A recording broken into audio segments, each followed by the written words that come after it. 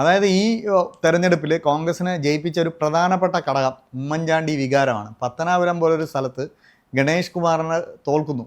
ജ്യോതികുമാർ ചാമക്കാല എന്ന് പറയുന്ന വ്യക്തി ജയിക്കുന്നു. ഇതിന് കാരണം ഉമ്മൻചാണ്ടി എന്ന് പറഞ്ഞ വികാരം ഭയങ്കര ഈ ഇത്തവണ കോൺഗ്രസിനെ തുണച്ച ഒരു പ്രധാനപ്പെട്ട ഉമ്മൻചാണ്ടിയോട് കാട്ടിയ ചതി, ഉമ്മൻചാണ്ടിയെ കള്ളക്കേസിൽ കുടുക്കി അത് കുറ്റവിമുക്തനാക്കപ്പെട്ടു. ആ ഒരു ചതി ആണ് സത്യം പറഞ്ഞാൽ ഈ തെരഞ്ഞെടുപ്പിൽ ഏറ്റവും സൈലന്റ് അടിയൊഴുക്കിനുള്ള ഒരു കാരണം. അതോടൊപ്പം തന്നെ നമ്മൾ കാണേണ്ടത് CPM-ലെ അന്തചിത്രങ്ങൾ, CPM-ൽ നിന്ന് തിരിച്ചു വന്ന എല്ലാം ഉണ്ട്. TK ഗോവിന്ദനും കുഞ്ഞികൃഷ്ണനും അല്ലെങ്കിൽ G സുധാകരൻ, ഐഷ പോറ്റി ഒക്കെ ഉണ്ടാക്കിയ ഒരു വികാരം.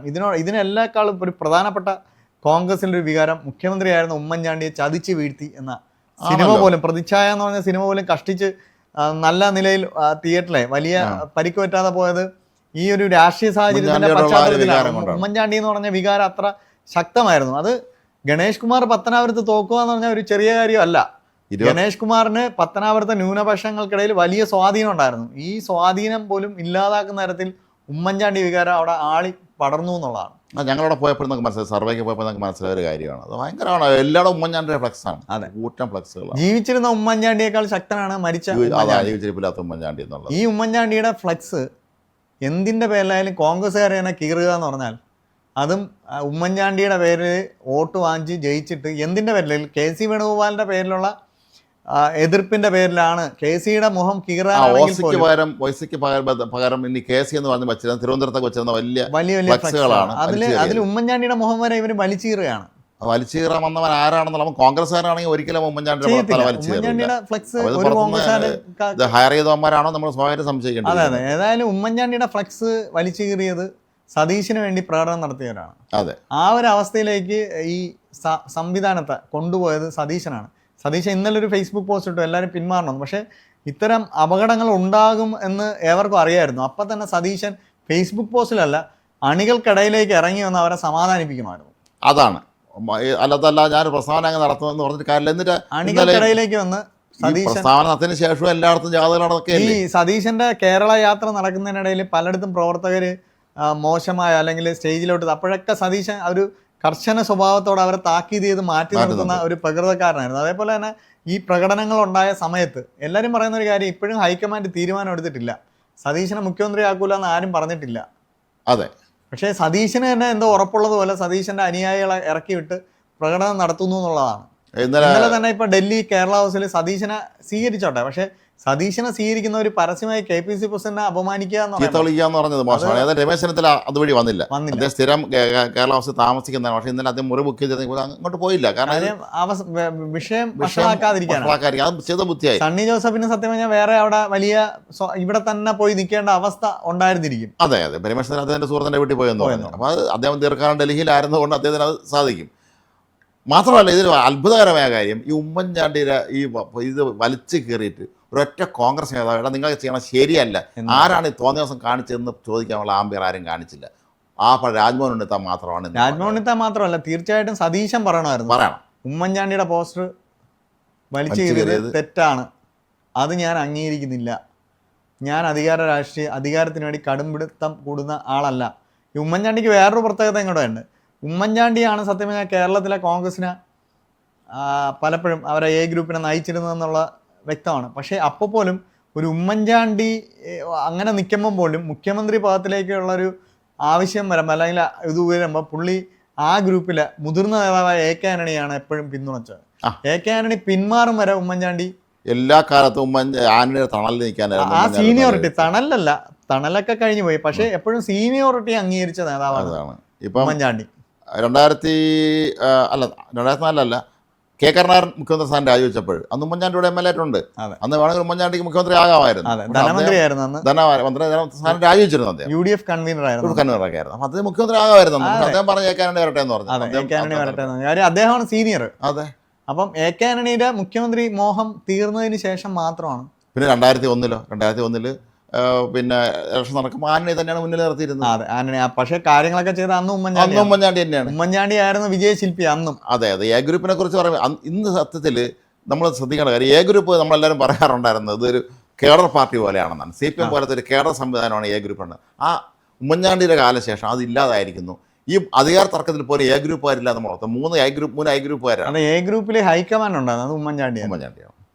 ഉമ്മൻചാണ്ടി ചോദിക്കാതെ ആരും ഒരു തീരുമാനം എടുക്കില്ല. അതെ. തിരുവഞ്ചൂർ അങ്ങനെ അവരൊരു ഹൈറാർക്കി ഉണ്ട്, അവരെല്ലാവരും തീരുമാനിക്കും, കാര്യങ്ങൾ നടപ്പിലാക്കും, അങ്ങനെയായിരുന്നു. പക്ഷെ അത് ചിന്നിച്ചിതറി പോയിരിക്കുന്നു.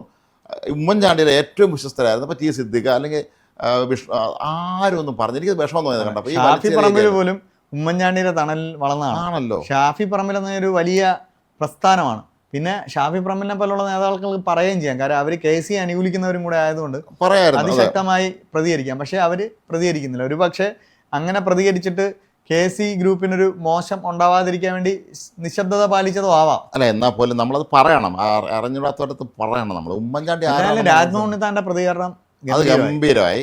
അദ്ദേഹം പറഞ്ഞ വാക്കുകൾ കൊള്ളേണ്ടടുത്ത് കൊണ്ടു. അദ്ദേഹം ആരും പേരെടുത്തൊന്നും പറഞ്ഞു പറഞ്ഞില്ല. അദ്ദേഹം ഇവരെല്ലാവരും യോഗ്യതയൊക്കെയുള്ളവരാണെന്ന് തന്നെ പറഞ്ഞു. പക്ഷെ ഇതാണ് അദ്ദേഹം പ്രധാനമായിട്ട് ഹൈലൈറ്റ് ചെയ്തൊരു കാര്യം. അതെ, ഉമ്മൻചാണ്ടിയുടെ പോസ്റ്റർ വലിച്ചു കയറി. അദ്ദേഹം ഒരു കാര്യം കൂടെ പറഞ്ഞു, സോളാർ സമയത്ത് ഉമ്മൻചാണ്ടി വലിയ പ്രതിസന്ധിയിൽ ഉണ്ടായിരുന്നപ്പോൾ രക്ഷിക്കാൻ ഞാൻ മാത്രമേ ഉണ്ടായിരുന്നുള്ളൂ, പലരും പ്രതിച്ഛായ നോക്കി ഓടിയവരാണ്. ആ പ്രതിച്ഛായ നോക്കി ഓടിയവരാണ് ഇപ്പം ഫ്ലെക്സ് വലിച്ചു കീറിയെന്നാണ് പുള്ളി പറയാറുള്ളത്. അന്ന് പലരും ഉമ്മൻചാണ്ടിയെ വ്യംഗ്യമായി കോൺഗ്രസ് നേതാക്കൾ വിമർശിച്ചിരുന്നു. പേരെടുത്ത് പറഞ്ഞില്ലെന്നേ ഉള്ളൂ. പിന്നെ വളരെ മോശമായ ഭാഷയിൽ പലരും പറഞ്ഞിരുന്നു അന്ന്.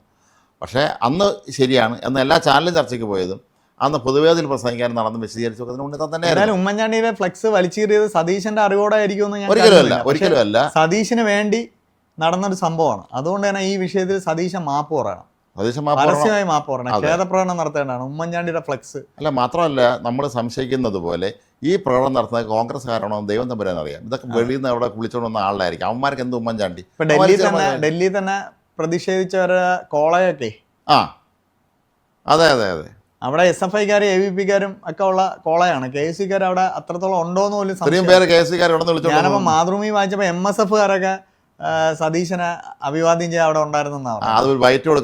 അതെ, MSFകാരൊക്കെ ഉണ്ടായിരുന്നാണ് പത്രത്തിലൊക്കെ അവിടെ ഇവിടെ ഇങ്ങനെ. ഇതാണ് സംഭവിക്കുന്നത്. ഒരു കോൺഗ്രസ്സുകാരനായിരുന്നുവെങ്കിൽ അവൻ KC വലിച്ചു കയറാൻ നേരത്തെ അവൻ ഉമ്മൻചാണ്ടി അവിടെ കാണുമ്പോൾ വലിച്ചു കയറത്തില്ല. അത് മനുഷ്യരില്ല. പിന്നെ KCയുടെ പല ഫ്ലെക്സുകളിലും KC മനഃപൂർവ്വമാണോ എന്ന് അറിഞ്ഞോ ഉമ്മൻചാണ്ടിയൊക്കെ കയറ്റിയിട്ടുണ്ട്.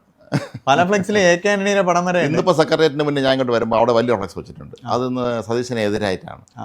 എന്താണ് ഉമ്മൻചാണ്ടിയെ ഉപദ്രവിച്ച ആളാണെന്ന രീതിയിലൊക്കെ പേര് പറയുന്നില്ല, പക്ഷെ നമുക്ക് അറിയാം ആരാണ് ഉദ്ദേശിക്കുന്നത് എന്നുള്ളത്. അങ്ങനെ ഒരു ഫ്ലെക്സ് വെച്ചിട്ടുണ്ട്. അതായത് കേരളത്തിലെ ഭരണം പിടിച്ചതിൽ ഏറ്റവും നിർണായകമായത് ഉമ്മൻചാണ്ടി വികാരമാണ്. ഇനി കേരളത്തിലെ അടുത്ത കോൺഗ്രസ് മുഖ്യമന്ത്രിയെ നിശ്ചയിക്കുന്നതിലും ഉമ്മൻചാണ്ടി വികാരം ഒരു വലിയ ഫാക്ടറായിട്ട് മാറുന്ന തരത്തിലേക്ക് ചർച്ചകളെ എത്തിക്കുന്നതായി പോയി ഇന്നലത്തെ തിരുവനന്തപുരത്തെ സംഭവങ്ങൾ. അല്ല, മാത്രമല്ല ഇനി ഇക്കാര്യത്തിൽ ഇടപെടേണ്ട ഒരാൾ തിരുവനന്തപുരം മേയറാണ്.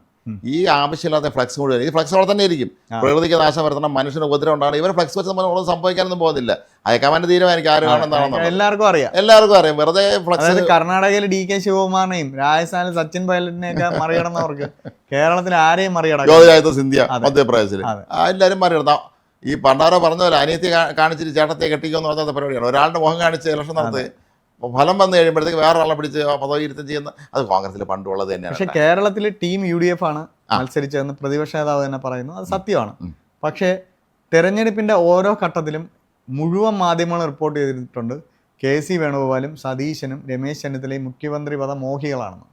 അപ്പം ഇവർ 3 പേരും മുഖ്യമന്ത്രി പദ മോഹികളാണ് എന്ന ചർച്ച കേരളീയ പൊതുസമൂഹത്തിൽ ഉണ്ട്. എന്നിട്ടാണ് ഇവർക്ക് ഇത്രയും വലിയ വിജയം കൊടുക്കുന്നത്.